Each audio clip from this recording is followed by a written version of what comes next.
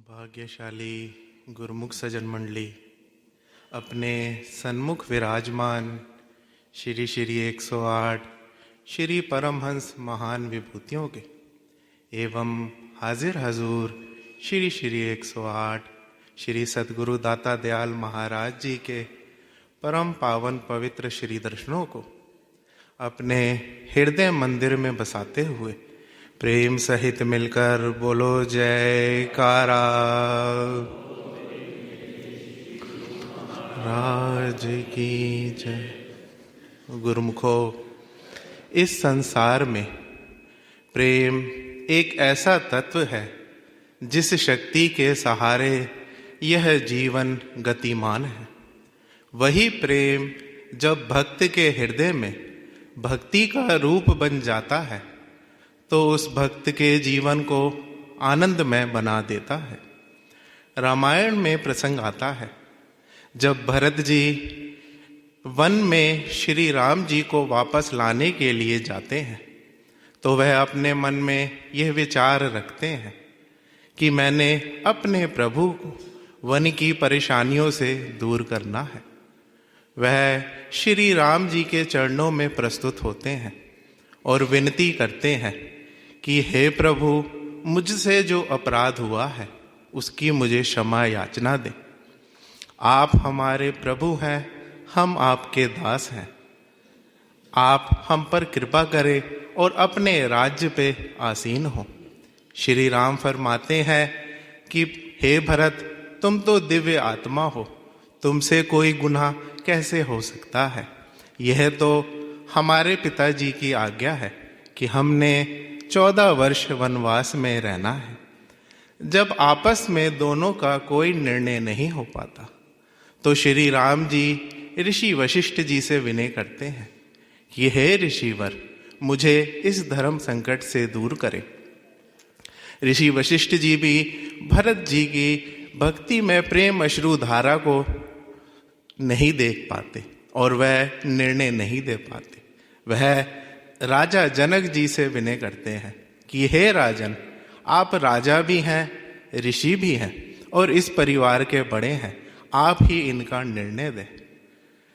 राजा जनक जी निर्णय देते हैं कि हे श्री राम, आप धर्म की सीमा है।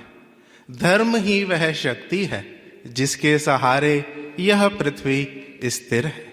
शास्त्रों के अनुसार भी तीनों लोकों में धर्म से बड़ा कुछ भी नहीं है। तीनों लोकों से बड़ा कुछ भी नहीं है।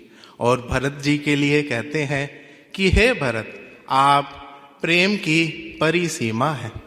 प्रेम एक ऐसी दिव्य नीति है, जब वह अपनी पराकाष्ठा में भक्ति का रूप धारण कर लेती है तो उसके ऊपर धर्म का कोई बंधन नहीं होता। स्वयं भगवान भी कर्म के बनाए सारे बंधन तोड़कर भक्त की आन रखने के लिए सन्मुख प्रकट हो जाते हैं। और वह फरमाते हैं कि हे भरत, तुम्हारा प्रेम निश्चल और निस्वार्थ है, तुम्हारी जीत हुई। भरत जी अपने हृदय में विचार करते हैं कि अब मैं अपने प्रभु को अयोध्या नगरी लेके जाऊंगा।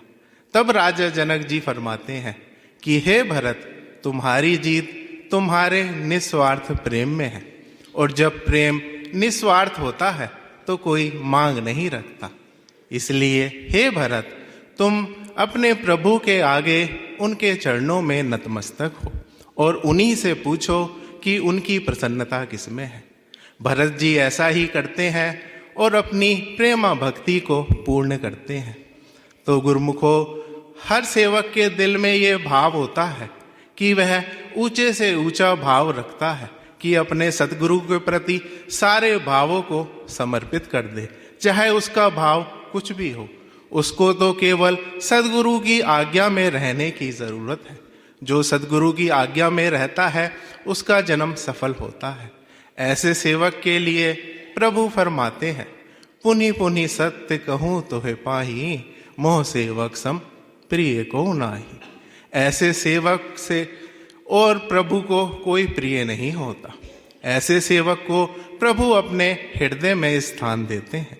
एक बार की बात है, हमारे श्री श्री 108 श्री पंचम पातशाही जी श्री गुरु महाराज जी दिव्य सत्संग भवन में विराजमान थे। एक भगत जी माइक में दोहे सुना रहे थे। दोहे सुनाने के बाद उन्होंने श्री प्रभु जी के चरणों में विनय करी कि हे प्रभु, आप जब प्रयागधाम चले जाते हैं तो हम सब आपको बहुत याद करते हैं, आप भी हमको याद करते हैं। श्री गुरु महाराज जी ने अपनी कृपा बरसाते हुए अपना करकमल उठाया और अपने हृदय पे रख दिया और ये इशारा किया कि आप सब यहाँ रहते हैं।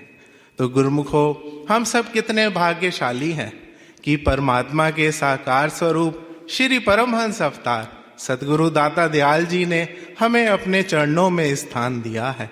हम हर पल हर क्षण उन्हीं का गुणवाद गाते रहें और हर पल हर क्षण उनकी महिमा गान करते हुए इस आनंदमय जीवन को आनंदमय बनाते चले जाएं और उनकी कृपा के पात्र बने। बोलो जयकारा बोल मेरे श्री गुरु महाराज।